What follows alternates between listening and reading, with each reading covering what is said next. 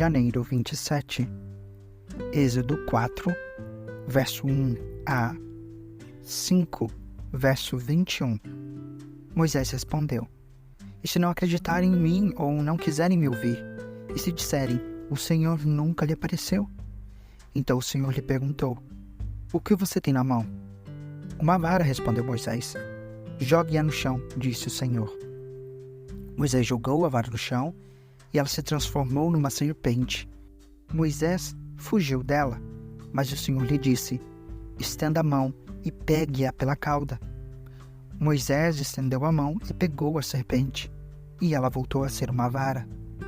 Então o Senhor lhe disse: Faça esse sinal, e eles acreditarão que o Senhor, o Deus de seus antepassados, o Deus de Abraão, o Deus de Isaque e o Deus de Jacó, de fato lhe apareceu. O Senhor também disse a Moisés: Agora, coloque a mão dentro do seu manto. Moisés colocou a mão dentro do manto e, quando tirou, ela estava com lepra, branca como a neve. Coloque a mão dentro do manto outra vez, disse o Senhor. Moisés colocou a mão dentro do manto outra vez e, quando a tirou, ela estava tão saudável quanto o resto de seu corpo. Disse ainda: Se eles não acreditarem em você e não se deixarem convencer pelo primeiro sinal, serão convencidos pelo segundo. E se não acreditarem em você nem o ouvirem depois dos 2 sinais, tire um pouco de água do rio Nilo e derrame-a sobre a terra seca. Quando o fizer, a água do Nilo se transformará em sangue na terra.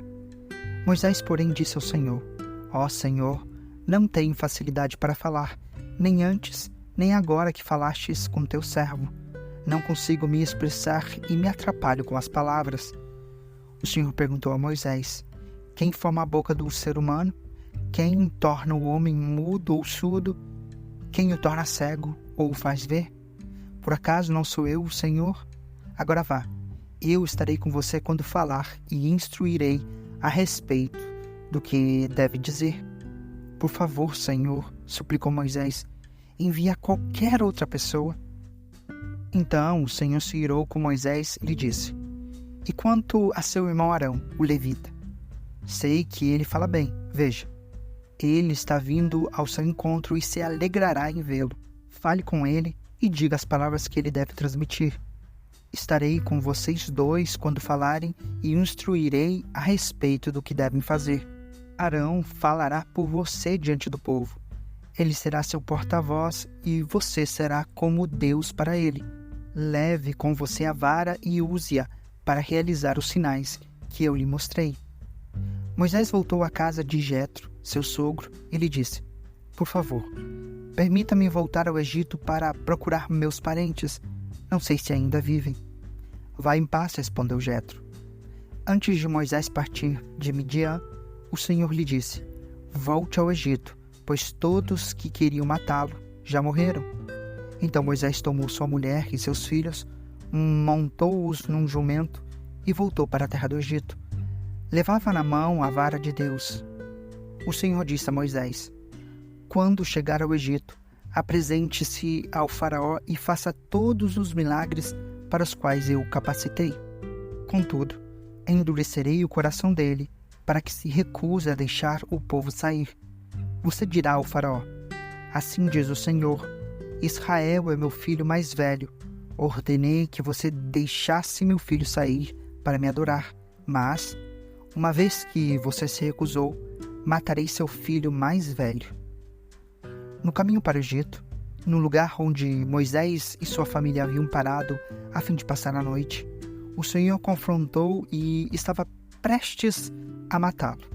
Mas Zípora pegou uma faca de pedra e circuncidou seu filho.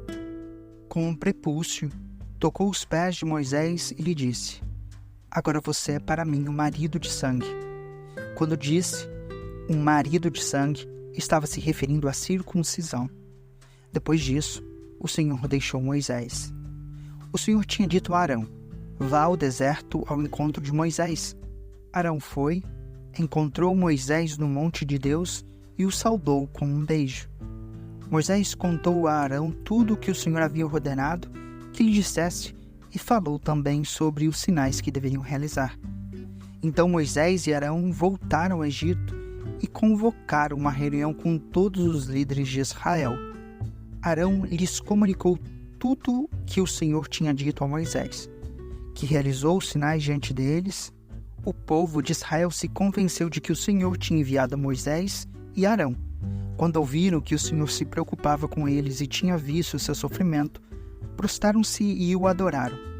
Depois disso, Moisés e Arão foram ver o faraó e declararam: Assim diz o Senhor, o Deus de Israel: Deixe meu povo sair para celebrar uma festa em minha honra no deserto. Quem é o Senhor? Retrucou o faraó. Por que devo dar ouvidos a ele e deixar Israel sair? Não conheço o Senhor e não deixarei Israel sair. Então Arão e Moisés disseram: O Deus dos hebreus se encontrou conosco. Portanto, deixe-nos fazer uma viagem de 3 dias ao deserto para oferecermos sacrifício ao Senhor, nosso Deus. Do contrário, ele nos castigará com alguma praga ou pela espada. O rei do Egito respondeu: Moisés e Arão, por que distraem o povo de suas tarefas? Voltem ao trabalho. Olhem, há muitos do seu povo nessa terra, e vocês os estão impedindo de trabalhar. Naquele mesmo dia, o faraó deu a seguinte ordem aos capatazes egípcios e aos supervisores israelitas: Não forneçam mais palha para o povo fazer tijolos. De agora em diante, eles mesmos devem juntá-la. No entanto, continuem a exigir que produzam a mesma quantidade de tijolos que antes. Não reduzam a cota. Eles são preguiçosos e por isso clamam: Deixe-nos sair para sacrificar ao nosso Deus. Aumentem a carga de trabalho deles e cobrem o cumprimento das tarefas. Isso os ensinará a não dar ouvidos a mentiras. Os capatazes e os supervisores saíram informando o povo: Assim diz o faraó: Vocês não receberão mais palha, e saiam e juntem-na onde puderem encontrá-la. No entanto, continuarão a produzir a mesma quantidade de tijolos que antes. Então o povo se espalhou por toda a terra do Egito para juntar a palha que sobrava das colheitas. Enquanto isso, os capatazes egípcios continuavam a pressioná-los: Completem sua cota diária de tijolos, como faziam quando nós lhe fornecíamos a palha. E açoitavam os supervisores israelitas que haviam sido encarregados das equipes de trabalhadores. Por que não completaram as cotas nem ontem, nem hoje? Perguntavam. Então os supervisores israelitas foram suplicar ao faraó: Por favor, não trate seus servos desse modo. Não recebemos palha, mas os capatazes continuam a exigir: Façam tijolos. Somos açoitados constantemente, mas a culpa é do seu próprio povo. O faraó, porém, gritou: Vocês são preguiçosos, preguiçosos. Por isso andam dizendo: Deixe-nos sair para oferecer sacrifícios ao Senhor. Voltem agora mesmo ao trabalho. Não receberão palha, mas terão de produzir a mesma cota de tijolos. Quando os supervisores israelitas ouviram: Vocês não poderão reduzir a quantidade de tijolos produzidos por dia, perceberam que estavam em sérios apuros. Ao sair do palácio do faraó, encontraram Moisés e Arão, que os esperavam do lado de fora. Eles disseram aos 2 irmãos: O Senhor os julgue e os castigue por terem feito o faraó e seus oficiais os odiarem. Vocês colocaram uma espada na mão deles e lhes deram uma desculpa para nos matar. Mateus 18, versos 1 a 20. Nessa ocasião, os discípulos vieram a Jesus e perguntaram: Afinal, quem é o maior no reino dos céus? Então Jesus chamou uma criança pequena e a colocou no meio deles. Em seguida disse: Eu lhes digo a verdade. A menos que vocês se convertam e se tornem como crianças, jamais entrarão no reino dos céus. Quem se torna humilde como essa criança é o maior no reino dos céus. E quem recebe uma criança como esta em meu nome, recebe a mim. Mas, se alguém fizer cair em pecado um desses pequeninos que em mim confiam, teria sido melhor ter amarrado uma grande pedra de moinho ao pescoço e se afogado nas profundezas do mar. Quanto sofrimento haverá no mundo por causa das tentações para o pecado. Ainda que elas sejam inevitáveis, aquele que as provoca terá sofrimento ainda maior. Portanto, se sua mão ou seu pé o faz pecar, corte-o e jogue-o fora. É melhor entrar na vida eterna com apenas uma das mãos ou apenas um dos pés que ser lançado no fogo eterno com as 2 mãos e os 2 pés. E, se seu olho faz pecar, arranque-o e jogue-o fora. É melhor entrar na vida eterna com apenas um dos olhos que ser lançado no inferno do fogo com os 2 olhos.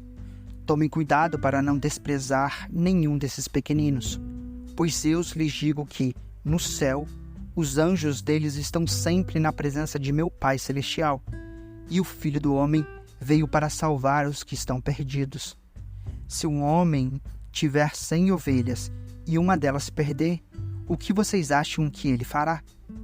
Não deixará as outras 99 nos montes e sairá à procura da perdida? E, se ao encontrar, eu lhes digo a verdade, ele se alegrará por causa dela, mais que pelas 99 que não se perderam. Da mesma forma, não é da vontade de meu Pai, no céu, que nenhum desses pequeninos se percam. Se um irmão pecar contra você, fale com ele em particular e chame-lhe a atenção para o erro. Se ele ouvir, você terá recuperado seu irmão.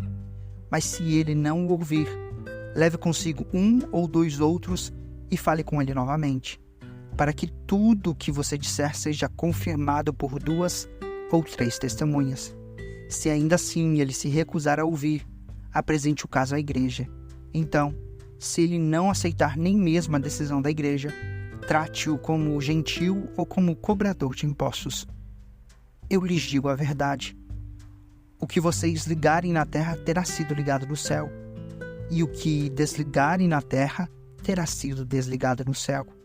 Também lhes digo que, se 2 de vocês concordarem aqui na terra a respeito de qualquer coisa que pedirem, meu Pai no céu os atenderá. Pois, onde 2 ou 3 se reúnem em meu nome, eu estou no meio deles. Salmos 22, versos 19 a 31. Ó Senhor, não permaneças distante. És minha força, vem depressa me ajudar. Livra-me da espada, e não permitas que estes cães me tirem a vida.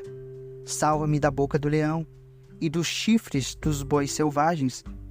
Proclamarei teu nome a meus irmãos, no meio de teu povo reunido te louvarei. Louvem o Senhor todos que temem, glorifiquem-no todos os descendentes de Jacó. Reverenciem-no todos os descendentes de Israel, pois ele não desprezou nem desdenhou o sofrimento dos aflitos. Não lhes deu as costas, mas ouviu seus clamores por socorro. Eu te louvarei na grande congregação. Cumprirei meus votos na presença dos que te adoram. Os pobres comerão e se saciarão. Todos que buscam o Senhor o louvarão e terão o coração cheio de alegria sem fim. Toda a terra reconhecerá o Senhor e voltará para ele. Diante dele se prostrarão todas as famílias das nações, pois o Senhor reina e governa sobre todos os povos. Que os ricos da terra celebrem e o adorem. Todos os mortais se prostrem diante dele. Todos cuja vida terminará como pó. Nossos filhos também o servirão. As gerações futuras ouvirão sobre o Senhor. Proclamarei sua justiça aos que ainda não nasceram e falarão a respeito de tudo que ele fez. Provérbios 5, versos 15 a 21. Beba água de sua própria cisterna. Compartilhe seu amor somente com sua esposa. Por que derramar pelas suas a água de suas fontes a ter sexo com qualquer mulher? Reserve essa água apenas para vocês. Não se reparta com estranhos. Seja abençoada a sua fonte. Alegre-se com a mulher de sua juventude. Ela é gazela amorosa, corça graciosa, que os seios de sua esposa o satisfaçam sempre. e você seja cativado por seu amor todo o tempo.